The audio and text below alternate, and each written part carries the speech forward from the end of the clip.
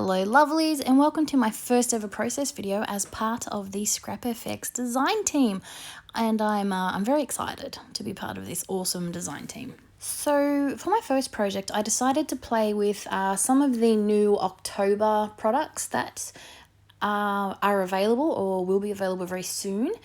And one of the things I wanted to play with first was this fabulous transparency full of wings. It's an A4 transparency full of beautiful wings, and I picked two sets to play with.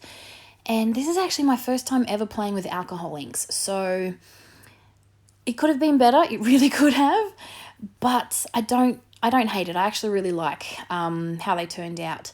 Like I said, it's my first time playing with alcohol inks, so I probably didn't get the technique right, and I did not use any blending solution, which is probably a big problem. But I really wanted to colour these wings in some way, and yeah, these were brand new, and I thought, oh, let's give them a try. And they did turn out really, really nicely. So I'm going to cut them out, and the reason I did two was in case I messed one up majorly, and then this way I would have a backup. And so I've cut them out. And as you can see, I've gone for mostly blues with a touch of purple. And I did have some champagne as a metallic that I was hoping would sort of work really nicely like I've seen used, but haven't quite got the hang of it yet. So, yeah, it didn't work the way I'd hoped, but I still really like the look of it. Now, because I've gone for these colours, when I started my journal page, I wanted to go with a different colour completely so that these wings would really stand out. I really wanted these wings to feature on this page, and if I had have gone for a different coloured background, I don't think they would have worked as well. So I'm gessoing my page, and I'm using a brush. Now, normally when I'm doing a coat of gesso, I will use a squeegee or a gift card or something that does it thin, a nice thin coat. Now, because I'm going to use some spray ink, you will really see where the gesso didn't quite go down, because this is not mixed media paper of any kind. This is just an old book that I have. It's just a book that I bought from a bookshop that I decided to turn into a journal, and I will give a detailed little spiel about that in another video, because I have done it, I completely forgot about it.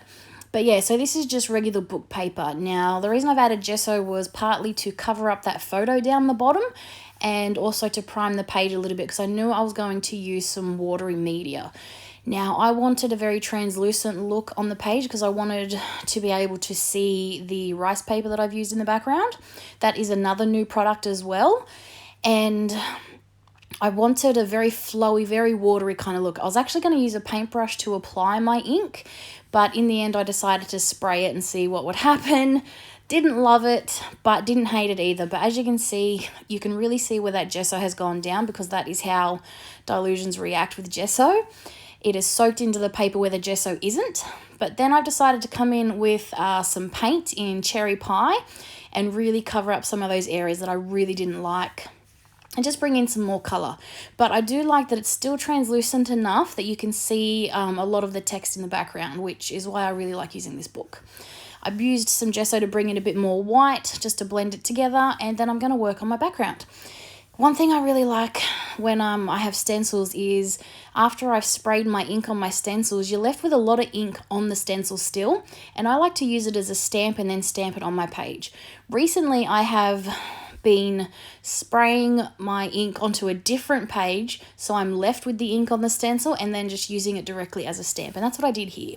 And that is another new product, the Riverstone stencil, and I just love the background.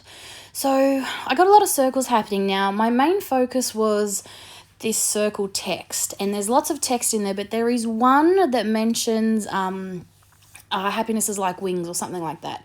And I thought it really went with this page, considering I really wanted these wings to pop. So I've got a lot of circles happening, and I'm just using some more of those, some more of my foam stamps. And I love the way they stamp with archival ink. They're fantastic. I get a really good impression every time I use them.